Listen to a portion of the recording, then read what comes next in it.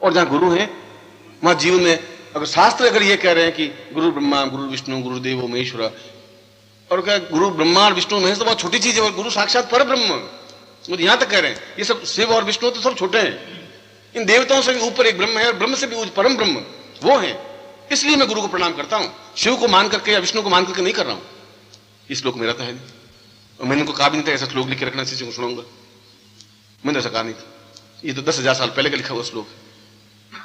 और गीता में कृष्ण ने कहा कि अगर जीवन में, उस गीता का 18वां अध्याय में कहा है कि जीवन में मैं कृष्ण से, अपने जीवन के स्वरूप से, 16 कलाओं से भी ज्यादा उच्च स्तर में गुरु को मानता हूं, कि गुरु में बनूं, और मैं गुरु बना हूं, इसलिए कहा है कृष्ण वंदे जगत गुरु, इसे शास्त्रों ने कहा है।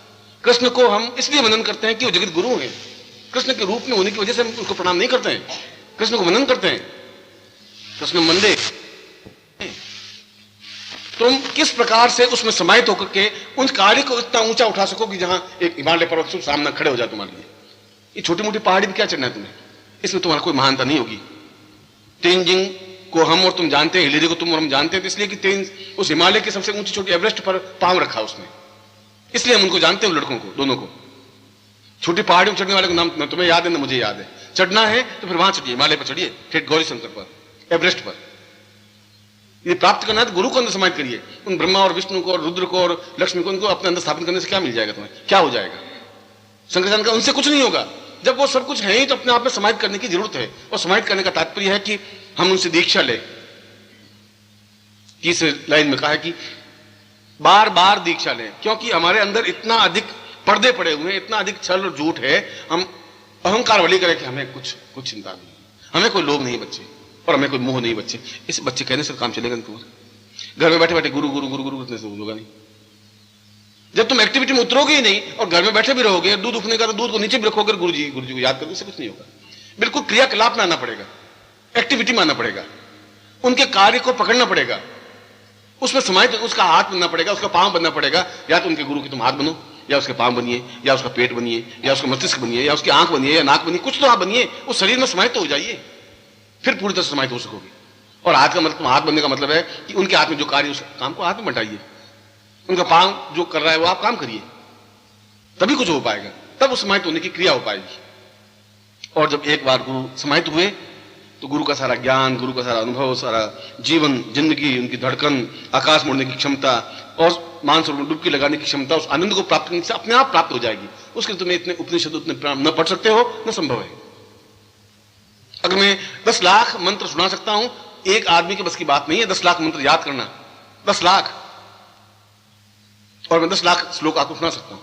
जिस शास्त्र का कहो, जिस पुराण का, जो उपनिषद का कहो, और चैलेंज के साथ में पूरे भारतवर्ष में एक भी सन्यासी योगी 108 उपनिषदों के नाम नहीं गिना सकता तुम्हें। चैलेंज मेरा पूरे भारतवर्ष के सन्यासियों को और योगियों को और पंडितों को, नहीं गिना सकते 108 उपनिषद क्या थे और क्या हैं। 20 से 25 उपनिषद याद है उनको, सिर्फ वो भी नाम याद है। और मैं आपको 108 उपनिषद पूरे पूरे मौके सुना सकता हूं। किसी उपनिषद में 2000 श्लोक है, किसी में 8000 श्लोक है, किसी में 70,000 श्लोक है, कुल मिलाकर के 8 लाख श्लोक है। 8 लाख श्लोक एक आदमी तो नहीं सुना सकता, आदमी को उसकी तो बात नहीं। इम्तिहान में बहुत मेहनत करते हैं 6 महीने, तब भी 4 पेज पूरी मौखिक याद नहीं होती। इम्तिहान में बैठते हैं तो वो पैराग्राफ भूल जाते हैं, वो याद आते, नीचे वाला पैराग्राफ भूल जाते हैं।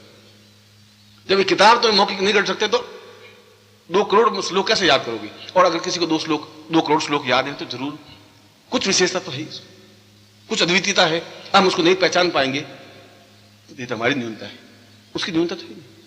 हम अपने आप में बगुले बने खुश हो रहे, हम हंस हैं, हम हंस हैं, तो ऐसा हंस सोचते सोचते मर जाइए, तुम आकाश नहीं उड़ सकोगे। ये सोचते रहिए, उसमें क्या आपत्ति है? इसलिए उसने कहा कि जब तक तुम गुरु से इन्वॉल्व नहीं हो जाओगे, पूरी तरह से मिक्सअप नहीं हो जाओगे, लीन नहीं हो जाओगे। लीन तब हो जाओगे जब उनके कार्य को अपने हाथ में नहीं लोगे, उसमें अपने आप में समाहित नहीं कर सकोगे। संन्यास बन करके पूरा देखा जाएगा, या तो इस पार डूब जाएंगे या इस पार बच जाएंगे, कोई न कोई बात आएगी दोनों में से, तब तुम्हारे अंदर गुरु समाहित हो सकेंगे। और गुरु समाहित होने के लिए ये डूबने की कला, समाहित होने की कला एक एक दीक्षा के माध्यम से, पहले सामान्य दीक्षा है, फिर दूसरी दीक्षा, फिर तीसरी दीक्षा है, फिर चौथी, फिर 5वीं, 6वीं, 7वीं, 8वीं। और दीक्षा का तात्पर्य कि बार बार अपने अंदर के विकारों को मांझें। इतने अधिक विकार हैं, कई जन्मों के विकार हैं, इस जन्म का ही नहीं, इस जन्म का कोई ठेका नहीं तुम्हारा, कई जन्मों के विकार तुम्हारे अंदर हैं, वह गुरु समझ सकता है। वो तुम्हारे मांझे, एक बार मांझे, फिर दूसरी बार मांझे, फिर तीसरी बार मांझे, 8वीं बार मांझे। और इस दीक्षा के तो शास्त्रों में प्रमाण यह है कि दीक्षा गुरु कैसे दे?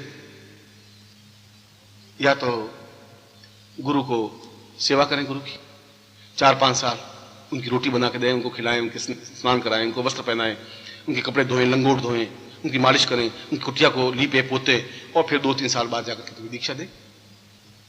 या हम उनको द्रव्य दें, भेंट करें और दीक्षा दें, या हम कुछ ज्ञान दें गुरु को और गुरु से ज्ञान प्राप्त करें।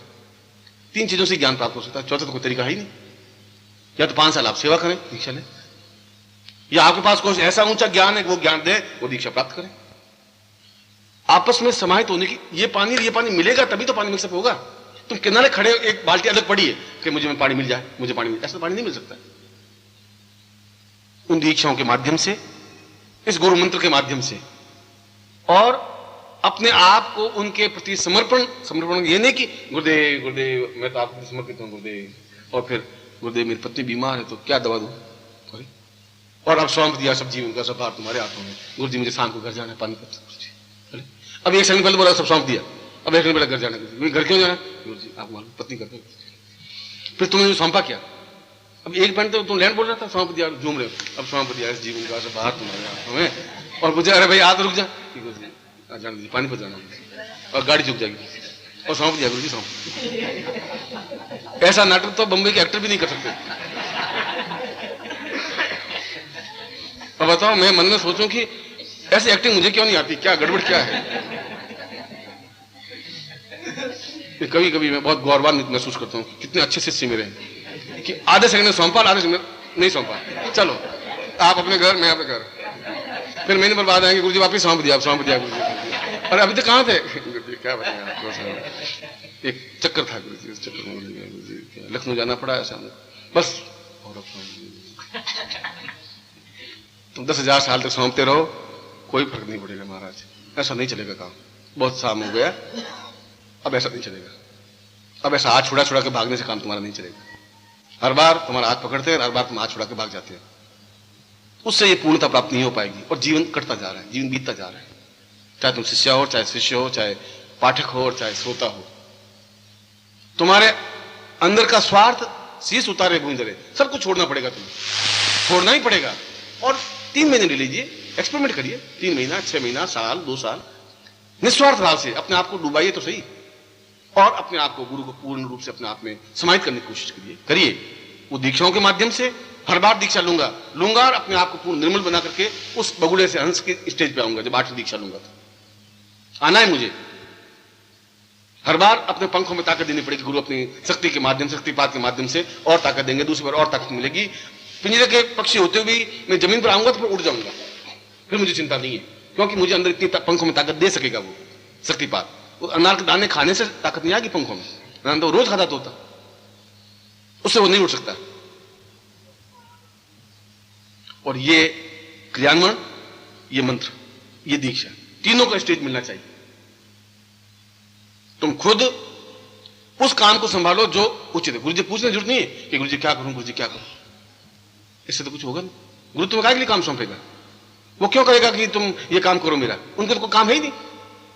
तुम्हें ये सोचना है कि मुझे क्या काम करना है, देख करके कुछ काम करने की जरूरत नहीं है। तुम्हें तो अपने आप में यह समझना है कि कहां जरूरत है मेरी, मैं कहां फिट हो सकता हूं, इस दीवार में कहां चित्र मेरा लग सकता है, वहां अपने आप को समाहित कीजिए। जो कुछ तुम्हारे पास है, जो कुछ तुम्हारे पास ज्ञान है, जो चिंतन है, उसमें समाहित हुई है। और ये तीनों तरीकों से, एक तरीका ही नहीं, हम तीनों तरीके अपनाएंगे, मंत्रों के माध्यम से, प्रैक्टिकल क्रियान्वयन के माध्यम से, और उनके शक्तिपात को प्राप्त करने के माध्यम से, दीक्षा के माध्यम से।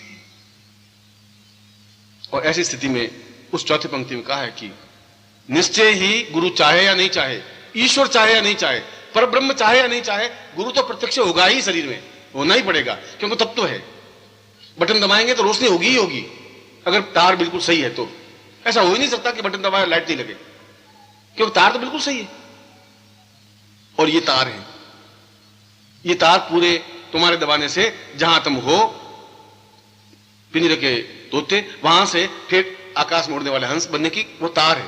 पहली एक्टिविटी से वहां तुम्हें त्याग करना पड़ेगा, अपने अहंकार का, अपने स्वार्थ का, अपने लालच का, अपनी नौकरी का, अपने गृहस्थ का भी, सबको छोड़ने की कला होगी। अगर मैं छोड़ सका हूं तुम भी छोड़ सकते हो। मैं भी 18 साल जंगलों में रह सकूं, मेरी पत्नी थी, मेरे मां बाप भी थे, मेरे पास धन भी था, और छोड़ के जा सका तो कुछ बन सका। अगर बीज जमीन में मिले ही नहीं, वो कहते जमीन में नहीं मिल सकता, जमीन बड़ गंदगी है, बस। तो जमीन में मिलेगा नहीं तो पेड़ बन नहीं सकता। अगर पेड़ बनना है तो जमीन में मिलना ही पड़ेगा उस बीज को, और जमीन में मिलेगा तो पेड़ बन जाएगा, छायादार पेड़। मैं बीज था, जमीन में मिला तो आज छायादार पेड़ बन सका। मैं नहीं मिलता तो आज पेड़ नहीं बन सकता था। अगर तुम मिलोगे उस जमीन में, समाहित हो जाओगे, तो एक दिन आएगा तुम अपने आप में एक उच्च कोटि के योगी या सन्यासी या विद्वान बन सकोगे, जहां तुम्हारी सुगंध पूरे संसार में फैल सकेगी। इस गली मोहल्ले वाले तुम्हें याद नहीं करते। क्या तुम्हारा जीवन है, क्या तुम्हारी वैल्यू क्या है, तुम्हारी महत्व क्या है तुम्हारा। जिस मोहल्ले में रहते हो उस मोहल्ले किनारे पर पूछे रमेश सिंह जी कहां रहते हैं, रमेश सिंह जी कौन? अरे सुना है कि यहाँ कौशल्य नगर में रहते हैं। अरे कौशल नगर बहुत बड़ा है हमारा, दिल्ली बहुत बड़ी है, कौशल नगर में क्या, कहाँ रहते, कहाँ है, कौन है, क्या यहाँ दुकानदार है, दुकानदार, सैकड़ों दुकानदार है कौशल नगर में। आप रमेश सिंह कौन सी बात करें? अब उस गली में तुम्हें कोई परिचित नहीं हो तो तुम्हारा जिंदा रहना और मरना बराबर है, कोई अंतर नहीं है तुम्हारे। मरिए तो ऐसा मरिए तुम्हारे पीछे 5 लाख लोग आंखों में आंसू भीगे, तब तुम्हारा मरना सार्थक है। मरे और 25 लाख लोगों की आंखों में आंसू बहे, तब तुम्हारी जिंदगी सार्थक है। एहसास हो लोगों को, और ऐसा तुम बन सकते, तब मृत्यु को भी जीत सकते हैं, जिंदगी को भी जीत सकते हैं। यदि ऐसा नहीं हो सका तो तुम एक कीड़े मकोड़ों की तरह, जैसे पैर से कुचला गया कीड़ी और मर गई, ऐसे ही तुम एक काल एकदम पैर से कुचलेगा, तुम मर जाओगे। गली वाले एकदम बाहर खड़े खड़े अर्थिक हो जाते हुए देखेंगे कि अच्छा ये रमेश चंद्र है क्या काम करता भैया, ये दुकानदार, ठीक, बाप चंद्र आके खाना खा लेंगे। ये जिंदगी मत जीजिए। अगर तुम ऐसे गुरु मिले हैं और फिर भी ये जिंदगी जी रहे हो तो तुमसे ज्यादा दुर्भाग्यशाली व्यक्ति हो ही नहीं सकता। तुम्हारे पास समय है। मैं तुम्हें एक बार फिर गुरु प्रत्यक्ष सिद्धि साधना के अंतर्गत ये तुम्हें समझा रहा हूं, चेतावनी दे रहा हूं उस शंकराचार्य के श्लोक के माध्यम से, उस गुरु उपनिषद के माध्यम से, कि हम जीवन में इन तीनों क्रियान्वयनों से और अपने फिजिकली एक्टिविटी से, कार्यों से, उनके कार्यों को हाथ में लेकर के, जो भी गुरु के कार्य है, जो मुझ में बुद्धि है। तुम अगर प्रेस के इंचार्ज हो तो प्रेस का काम, तुम अगर सेवा झाड़ू निकाले तो झाड़ू, कोई बुराई नहीं है। बाहर जूते साफ करके रखने में तो कोई बुराई नहीं है, सेवा तो सेवा है। सरदारों में, सिखों में, मतलब जो बहुत ऊंचा होता है वो जूठे थालियां मांजता है और वो जूतियां साफ करके रखता है। जितना ऊंचा होगा उतने नीचे काम लेगा, इसलिए कि उनमें एक गुरु के प्रति एक भाव, एक चिंतन है। हमारे तो सैकड़ों देवी देवता है, उनकी जिंदगी में गुरु ग्रंथ साहब है, गुरु ग्रंथ साहब। यह जीवन में जब आप उतारें तभी तुम्हारे प्राणों में नहीं, तुम्हारे शरीर के कण कण में, बूंद में रक्त के, और बूंद में, एक बूंद में भी 18 करोड़ कण होते हैं, उन कणों में गुरु समाहित हो सके, तब तुम एक सुगंधमय बन सकोगे, तुम सौरभमय बन सकोगे, एक विशाल वटवृक्ष बन सकोगे, एक उच्च कोटि का व्यक्तित्व बन सकोगे, एक अद्वितीय महापुरुष बन सकोगे। और ऐसे बन सको, मैं तुम्हें हृदय से ऐसे आशीर्वाद देता हूं कि तुम कल्याणमय बन सको, गुरु प्रत्यक्ष तुम्हारी सिद्धि हो सके। एक बार फिर तुम्हें आशीर्वाद दे रहा हूं।